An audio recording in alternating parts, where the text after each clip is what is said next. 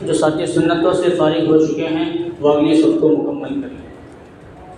الحمد للہ نحمده ونستعینه ونستغفره ونؤمن به ونتوکل علیہ ونعوذ باللہ من شرور انفسنا ومن سیئات اعمالنا من يهد الله فلا مضل له ومن يضلله فلا هادي له ونشهد أن لا إله إلا الله وحده لا شريك له ونشهد أن سيدنا ومولانا محمدا عبده ورسوله صلى الله عليه وعلى آله وأصحابه وبارك وسلم تسليما كثيرا كثيرا أما بعد فأعوذ بالله من الشيطان الرجيم بسم الله الرحمن الرحيم يا أيها الذين آمنوا اتقوا الله وكونوا مع الصادقين وقال النبي صلى الله عليه وسلم أولياء الله إذا رؤوا ذكر الله أو كما قال عليه الصلاة والسلام صدق الله العظيم وصدق رسوله النبي الكريم رب اشرح لي صدري ويسر لي أمري واحلل عقدة من لسانی یفقہوا قولی۔ ایک مرتبہ نبی اکرم صلی اللہ علیہ وسلم پر درود شریف پڑھ لیجیے۔ اللہم صلی علی محمد وعلی آل محمد کما صلیت علی ابراہیم وعلی آل ابراہیم انک حمید مجید۔ اللہم بارک علی محمد وعلی آل محمد کما بارکت علی ابراہیم وعلی آل ابراہیم انک حمید مجید۔ محترم بزرگوں اور عزیز دوستوں، اللہ تبارک و تعالیٰ کا احسان، اللہ کا فضل اور اللہ کا کرم ہے کہ اللہ تبارک و تعالیٰ نے ہم تمام کو اپنے دین کی نسبت سے، اپنے اور اپنے حبیب صلی اللہ علیہ وسلم کی نسبت سے دینی مجلس میں بیٹھنے کی توفیق نصیب فرمائی۔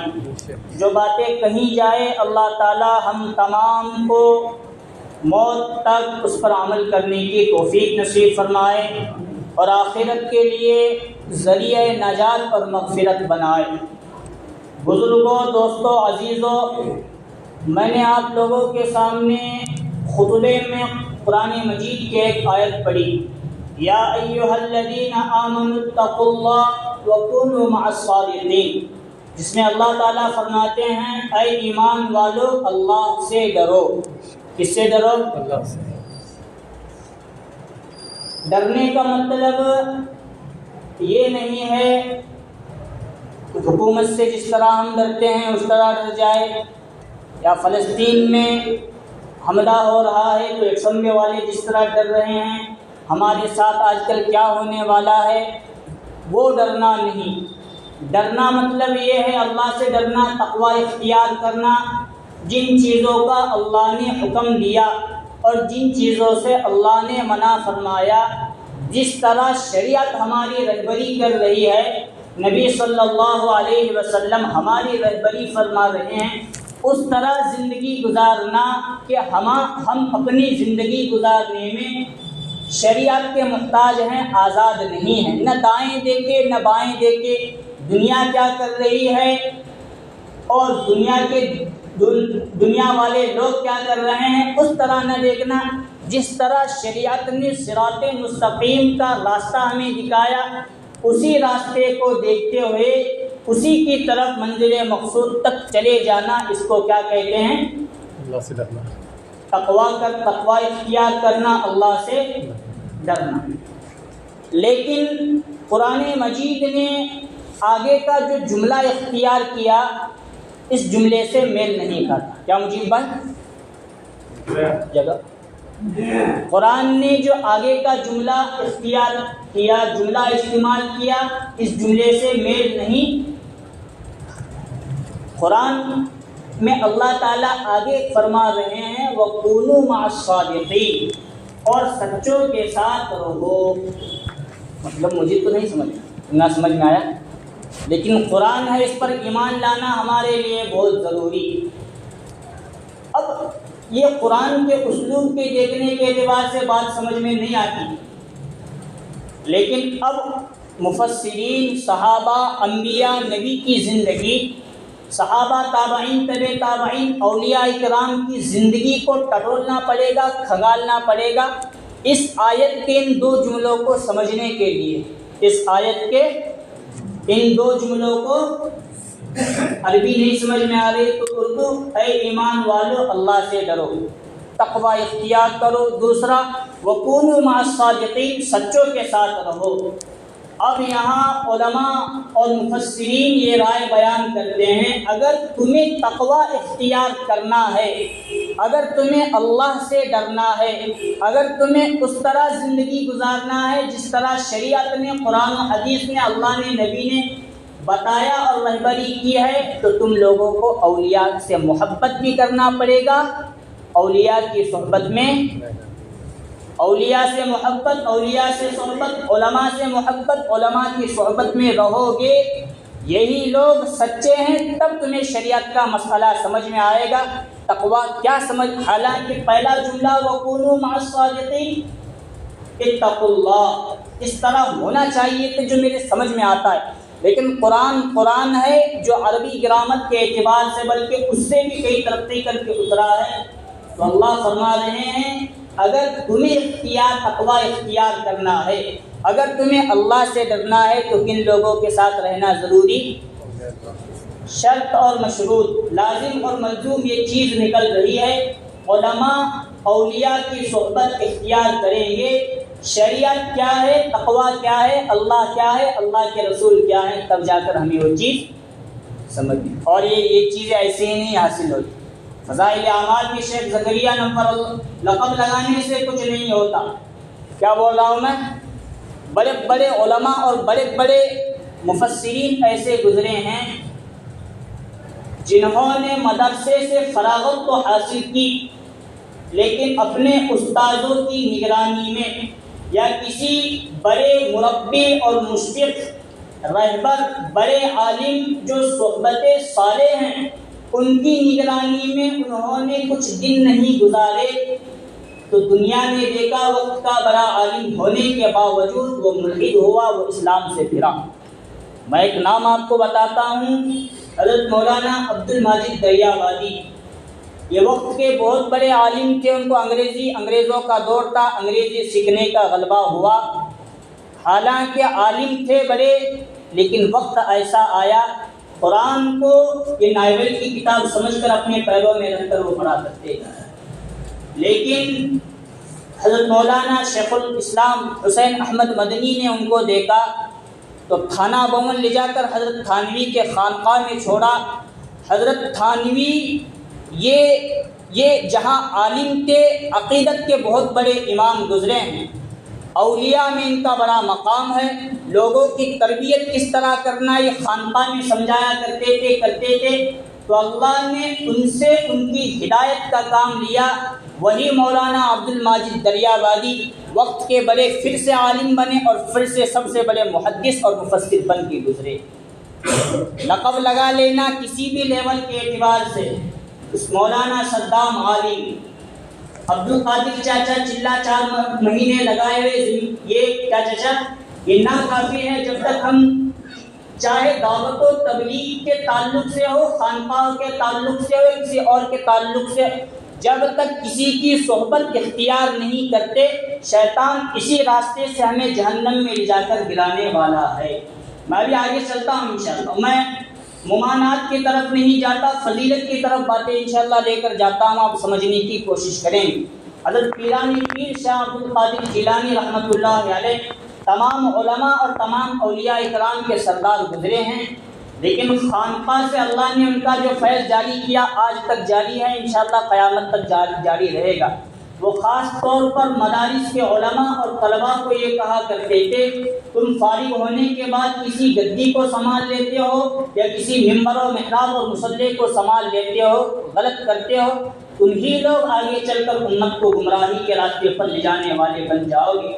جب تک تم کسی صاحب نسبت بزرگ یا کسی ولی کے صحبت میں نہیں رہتے، تب تک تمہیں مدرسے کی گدی اور امامت کے لیے مصلی اور ممبر و محراب سنبھالنے کا تمہیں حق نہیں۔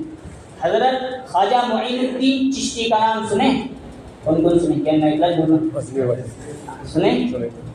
کہاں کیوں نے؟ اجمیر ایک سنبھال نہ، اجمیر میں انہوں نے ہجرت کی، اس سے پہلے وہ کسی اور ملک کے تھے۔ کہاں کے؟ نہ، ڈھاکہ سے آئے، بلوچستان افغانستان کی طرف ایک علاقہ، وہاں کے وہ تھے۔ پیدا ہونے کے بعد ان کے ابا کا انتقال ہوا، ماں نے جیسے تیسے کر کو حافظ قرآن بنایا، لیکن گھر کی حالت یہ تھی گزارا کرنا مشکل تھا۔ لیکن اس وقت کی مائیں بچہ اگر پیٹ میں آ جائے تو یہی ارادہ کرتی تھی کہ دین کے لیے یا تو مجاہد بناؤں گی یا عالم بنا کر دین کے لیے وقف کروں گی، مجھے بیٹا دے۔ اس طرح کی پہلے کی مائیں نیت کرتی۔ تو بیٹا تو خواجہ معین الدین چشتی اجمیری حافظ قرآن بننے کے بعد انہوں نے کہا مجھے اب گھر سنبھالنا ہے، میرے باپ نے، میرے ابا حضور نے جو کھیت چھوڑا ہے اسے سنبھالنا ہے، پھر میں اپنی ماں کی تربیت اور پرورش انہی پیسوں کے ذریعے کروں گا۔ لیکن دنیا نے دیکھا اللہ کو ان سے کچھ اور کام لینا تھا، ملک چھڑوانا تھا، اور 90 لاکھ لوگوں کو ان کے ہاتھ پر اسلام قبول اور توبہ کرنے پر مجبور کروانا تھا۔ تو انہی کے باغ میں وہ کھیت میں کام کر رہے تھے، باغ میں سیرابی کا کام کر رہے تھے۔ ایک صاحب نسبت بزرگ حضرت خواجہ ہارون عثمانی غالباً ان کا نام ہے، ان کا گزر وہاں سے ہوا تو دیکھا ایک بچہ 10-15 سال کا ہے جس کا نام معین الدین ہے۔ دنیا سے دل لگا، پوچھا بیٹا تو یہاں کیا کر رہا ہے؟ تو نے دین کی کچھ تعلیم حاصل کی؟ اس بچے نے کہا الحمدللہ میں حافظ قرآن ہوں۔ انہوں نے جواب دیا تیرا حافظ قرآن ہونا ناکافی ہوگا جب تک تو کسی بزرگ کی صحبت اختیار کر کے کوئی بڑا عالم نہیں بن جاتا۔ تو یہ بات ان کے دل پر اثر کری، ماں سے جا کر کہا ایک بزرگ مجھے مل چکے ہیں، مجھے پوری زندگی ان کی صحبت میں رہنا۔ حضرت خواجہ معین الدین چشتی اجمیری کی سیرت کی کتابوں میں لکھا ہے 55 سال تک، کتنے؟ ابھی 55 سال تک ان کا نکاح نہیں ہوا، 55 سال تک حضرت خواجہ عثمان ہارونی رحمۃ اللہ علیہ یا خواجہ ہارون عثمانی رحمۃ اللہ علیہ کی صحبت میں انہوں نے اتنا لمبا عرصہ گزارا۔ اگر ہم وقت پکڑتے ہیں 15 سال کی عمر تھی تو 25 سال تک کتنی عمر ہو گئی؟ بولو نا۔ اسی 55 سال کی عمر تک وہ اپنے استاد اپنے شیخ کو چائے پلاتے تھے، اور ان کی شیخ کو چائے پینے کی، قہوہ پینے کی بار بار عادت ہوتی تھی، تو اس زمانے کی سیگڑی یا اس زمانے کا چولہا اپنے سر پر لے کر چلتے تھے، وہ ہمیشہ گرم رہے، اور اتنا گرم ہوتا تھا کہ کبھی کبھار حضرت خواجہ معین الدین چشتی اجمیری کی ٹوپی اور عصا تک جلنے کے قریب ہو جاتا تھا۔ یوں ہی کوئی بزرگ نہیں بنتا اور یوں ہی کوئی امت کی رہنمائی کے لیے نہیں کھڑا ہوتا۔ اللہ اسی لیے فرما رہے ہیں تقوی اختیار کرو اور سچوں کے ساتھ رہو۔ حضرت خواجہ معین الدین چشتی اجمیری رحمۃ اللہ علیہ نے اتنا لمبا عرصہ کچھ اور کام نہیں کیا، بس اپنے بزرگ اور اپنے صاحب نسبت بزرگ کی خدمت کرتے رہے۔ اللہ نے وہ مقام دیا، وہ مقام دیا، وہ مقام دیا۔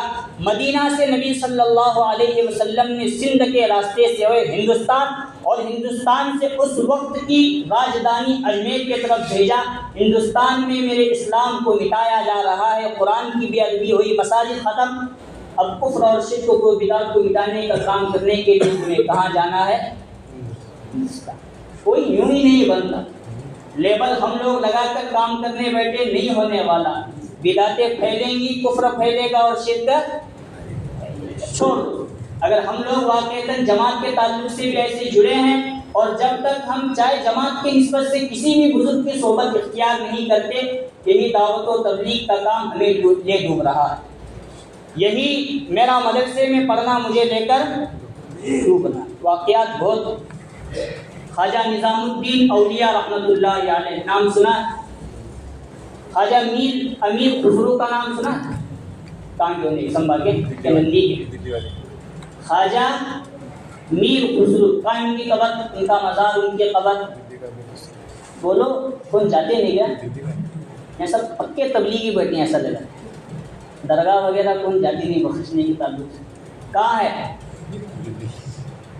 نظام الدین دیکھیں دہلی مرکز بنگلہ والی مسجد، اسی کے سامنے مرزا غالب کی قبر ہے، پھر ادھر ایک کچا راستہ نکلتا ہے اندر سے ہوتے ہوئے خواجہ نظام الدین اولیاء کی قبر پر جانے کے لیے راستہ۔ دیکھیں خواجہ نظام الدین کی درگاہ کا زیارت ہوئے گی نہیں، انہی کے پیچھے کون ہے؟ پھر میر خسرو انہی کا نام ہے، امیر خسرو جن کو کہا جاتا ہے، یہ سب سے پہلے اردو زبان میں اشعار کہنے والے امیر خسرو ہی گزرے، اور انہوں نے اس وقت جو اشعار کہے اللہ اللہ، لیکن تھے وہ بادشاہوں کے دربار کے شاعر، بادشاہ جیسا چاہے ویسا ان سے شاعری کہلواتا تھا، بادشاہ کی خوشی میں وہ شعر کہا کرتے۔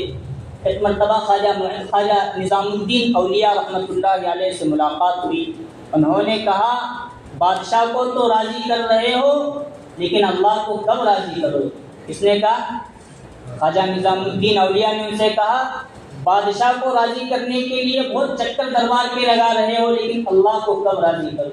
یہی ایک جملہ حضرت خواجہ نظام الدین اولیاء کا ان کے دل پر لگا، بادشاہت کو چھوڑ دیا، فقیر بن کے حضرت خواجہ نظام الدین اولیاء کے غلام بن کر رہے، اور کہتے ہیں خواجہ نظام الدین اولیاء اگر شریعت میں یہ مسئلہ نہیں ہوتا تو میں وصیت کر جاتا میری ہی قبر کے اندر میرے اوپر میرے مرید کو دفنایا جائے، ایک ہی قبر میں دونوں کو، لیکن شریعت اس کی اجازت نہیں دیتی، اس لیے میں وصیت نہیں کرتا۔ اتنے بڑے عقیدت مند بنے، اللہ نے ان سے کیا کام لیا پوری دنیا آج دیکھ رہی ہے۔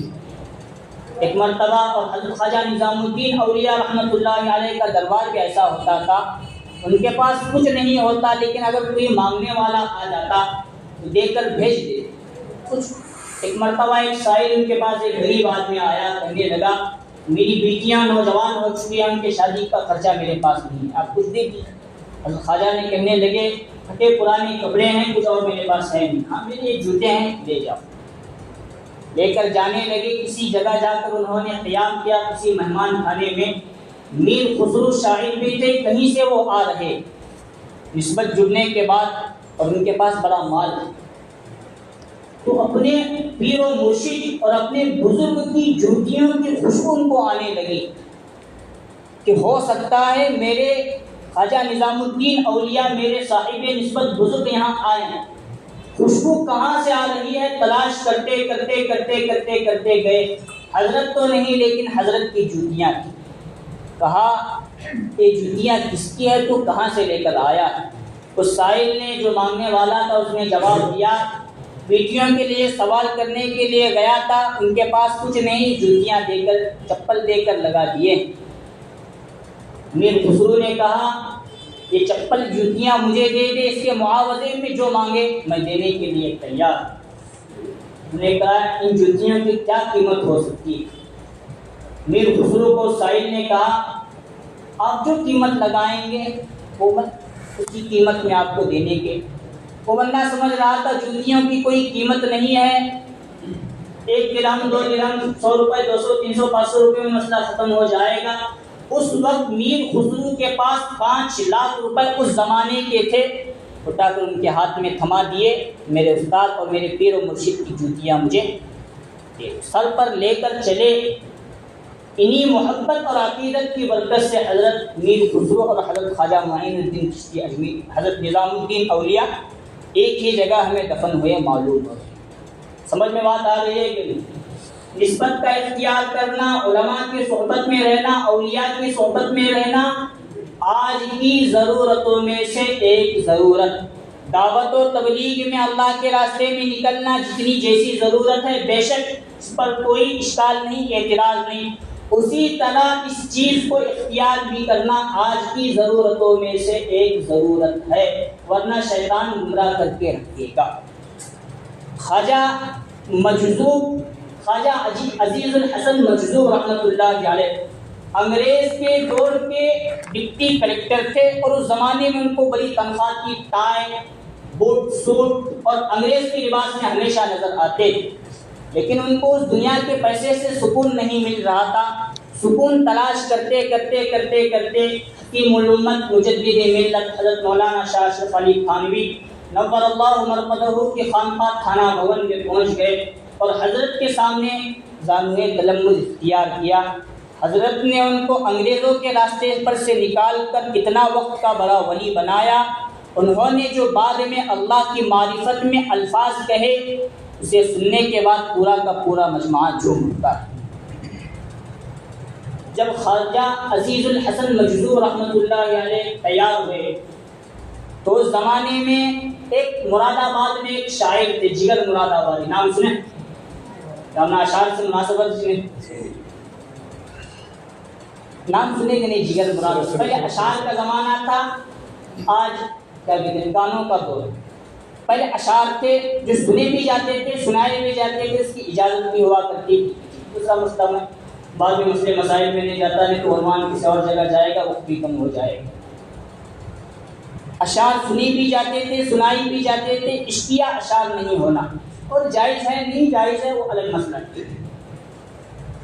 اس وقت کیا نام بولا، جگر مراد آبادی رحمۃ اللہ علیہ اتنے خطرناک اشعار کہنے والے شاعر، لیکن ان کی عادت تھی شراب پینا.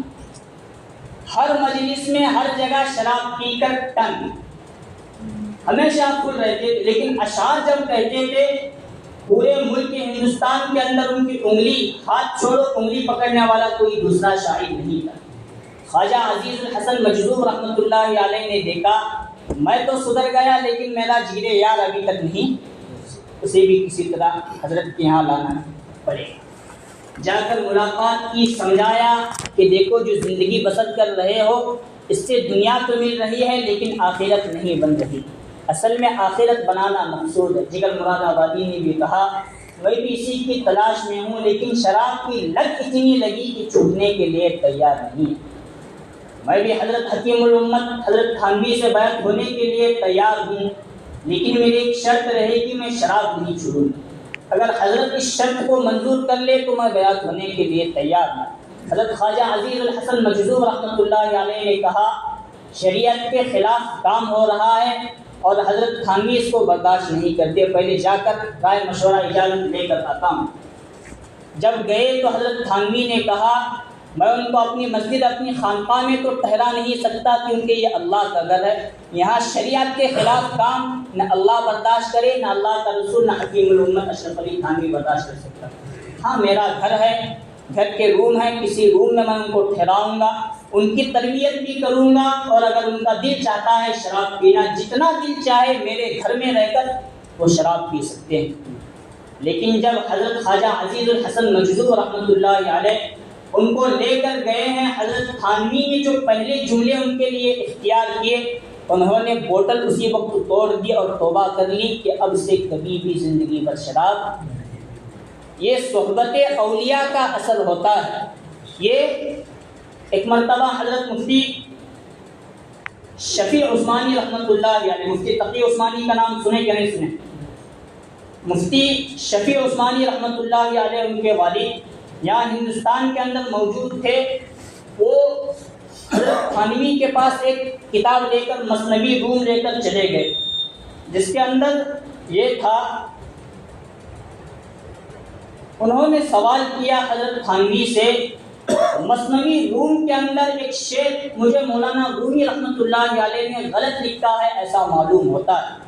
حضرت تھانوی نے ان سے کہا وہ شعر مجھے پڑھ کر سناؤ کیا ہے. تو حضرت مفتی شفیع عثمانی رحمۃ اللہ علیہ نے وہ شعر پڑھ کر سنایا یک زمانہ صحبت با اولیاء، یک زمانہ صحبت با اولیاء بہتر از 100 سالہ طاعت بے دیا. سمجھے کہ نہیں؟ فارسی ہے. اولیاء کرام کی ایک لمحہ کی صحبت بے گیا 100 سالہ عبادتوں سے بہتر ہے. یہ کیسا ہو سکتا ہے؟ ایک تو ریا کا لفظ ہٹا کر 100 سالہ عبادت کہے تو بھی سوال ہوتا ہے، لیکن مولانا روم رحمۃ اللہ علیہ 500,000 سال پہلے یہ شعر کہہ کر گئے. حضرت تھانوی نے کہا تم نے پڑھا تو اسی شعر کو میں پڑھ کر سناؤں. یک زمانہ صحبت با اولیاء بہتر از 100 سالہ طاعت بے ریا. 1,00,000 سال، 1,00,000 سال سے زیادہ بہتر ہے ایسی بے ریا عبادت سے. صحبت اولیاء ایک لمحہ کی برداشت کرنا. حضرت مفتی شفیع کہنے لگے ایک 100 سال کا مسئلہ نہیں سمجھ میں آیا، اپنے 1,00,000 سال کا بتا دیا. حضرت نے کہا جو اولیاء کی صحبت اختیار کرتا ہے میں اس بات کی گارنٹی دیتا ہوں کہ دنیا کے تمام فتنے اس کو گمراہ نہیں کر سکتے۔ نہیں سمجھے؟ تھوڑا سمجھے ہوں گے، نہیں سمجھے تو اور تھوڑا سمجھاتا ہوں۔ جب کوئی بندہ بنتا ہے، اگر وہ اور نوجوان طبقہ باہر بیٹھا ہے، کیا بیان بند کر دوں کیا؟ اگر پسند نہیں تو بولو، بند کر چھوڑیں گے، نہیں سننے کا چاہتا اندر آ جائے۔ جب کوئی ایک بنتا ہے تو وہ ہزاروں کو، لاکھوں کو، اربوں خربوں کو بناتا ہے۔ وہ جب اربوں خربوں کریں گے، 24 گھنٹے عبادت کریں گے، اس کو 24 گھنٹے، ہر ایک کے 24 گھنٹے کا ثواب اس بندے کو۔ حضرت مولانا الیاس صاحب نور اللہ مرقدہ نے دعوت و تبلیغ کا یہ نظام قائم کیا، ان کو تو ان کے کرنے کا ثواب بھی ملے گا، لیکن جتنے ہم کر رہے ہیں 24 گھنٹے میں جو اعمال، 24 گھنٹے کا ثواب ہر ایک کی طرف سے حضرت مولانا الیاس کو بھی۔ سمجھے ابھی بات؟ اسی لیے یک زمانہ صحبت با اولیاء بہتر از سب طاعت بے دیا۔ صحبت اولیاء کا ایک لمحہ بھی اختیار کرنا بغیر ریا والی عبادت کے 100 سالہ 1,00,000 سال سے بہتر ہے۔ اس لیے اگر اپنے آپ کو بنانا ہے تو ہمیں اولیاء کی، علماء کی صحبت، علماء بھی مجھ جیسا للو پنجو عالم کی میں بات نہیں کر رہا، جو بنے ہیں میں ان کی بات کر رہا ہوں، نہیں تو تمہیں آپ کو میرے پاس لگتے تو نہیں۔ دوسرا مسئلہ ہے ان کی، اب میں عنوان کس لیے چھیڑ رہا ہوں؟ یہاں ملا پلاٹ کے اندر ایک مجلس ہونے والی، معلوم ہے 6، 7، 8 نومبر خانقاہی مجلس ہے۔ اس مجلس میں شرکت کرنا ہمارے ایمان کی حفاظت کے لیے بہت ضروری، بہت مطلب بہت ضروری۔ پچھلے سال دیکھیں، پچھلے سال بھی ہوا تھا، ملا پلاٹ ہے، ان کی ہے، ان کی ہے، اس میں اس کرنے ہمارے دماغ میں، اور بڑے بڑے علماء اگر گئے، اس میں ہمارے استاد آئے تھے حضرت مولانا قاری عبدالرشید صاحب اجمیری۔ میں جب وہاں ان کے پاس پڑھتا تھا تو میں نے دیکھا، ہندوستان کی بات نہیں کر رہا، باہر ممالک کے لوگ نمبر لگا کو ٹھہرتے تھے ان کے پاس، تاریخ جو مولانا قاری صاحب، تاریخ نہیں ملتی تھی، اتنے بیجی آدمی ملا پلاٹ میں آپ ہو گئے۔ اور ان کے ابا شیخ رضا اجمیری، ان کا شمار قطب و ابدال میں ہوا کرتا، اتنے قریب آ کر گئے پھر بھی ہم نہیں گئے، اور ہم نے ایسے لوگوں کو صحبت اختیار نہیں کی تو ڈینجر۔ اور حضرت مولانا الیاس صاحب نور اللہ مرقدہ کے بارے میں ہے، حضرت مہینے میں 6 دن اللہ کے راستے میں لگاتے تھے۔ کتنے دن چچا؟ 3 دن جماعت میں لگاتے تھے، وہاں سے آنے کے بعد 3 دن رائے پور خانقاہ جاتے تھے۔ حضرت رائے پوری کا انتقال ہونے کے بعد کھانا بھون جانے کا شروع کرے، اور سے چچا سنیں گے نہیں، بلکہ ان کے ملفوظات کے اندر حضرت مولانا ابوالحسن علی میاں ندوی اور مولانا منظور صاحب نعمانی انہوں نے بھی یہ بات لکھی ہے۔ مطلب یہ دعوت و تبلیغ کی، اور اس وقت علماء نے پوچھا حضرت آپ تو 3 دن جماعت میں جاتے ہیں اللہ کے راستے میں، مرکز سنبھالنے کا ہے، وہاں جانے کی کیا ضرورت ہے؟ تو حضرت کہتے تھے کبھی کبھار جب میں تنہائی میں بیٹھتا ہوں میرے دل میں بات، الیاس تو دعوت و تبلیغ کا کام وہ کام کر رہا ہے جس کام کے لیے انبیاء کو، نبی کو بھیجا۔ یہ جب جملہ آتا تو میرا اندر عجب پیدا ہوتا ہے، اسی عجب کو اور میں پن کو ختم کرنے کے لیے میں خانقاہ 3 دن فکر کریں گے سب ساتھی انشاءاللہ تعالی۔ مجلس بڑی قیمتی ہے، بدھ، جمعرات، جمعہ، 3 دن کے مجلس، تینوں دن گئے تو بہت اچھا، چلو نہیں جا سکتے تو کسی نہ کسی مجلس میں شامل ہونا ہمارے لیے بہت ضروری۔ اللہ تعالیٰ سے دعا ہے اللہ تبارک و تعالیٰ ہم تمام کو ان کہی ہوئی باتوں پر عمل کی توفیق نصیب فرمائے، اولیاء اور علماء کی صحبت میں زندگی گزارنے کی توفیق نصیب فرمائے، آمین۔ وآخر دعوانا الحمد للہ رب العالمین۔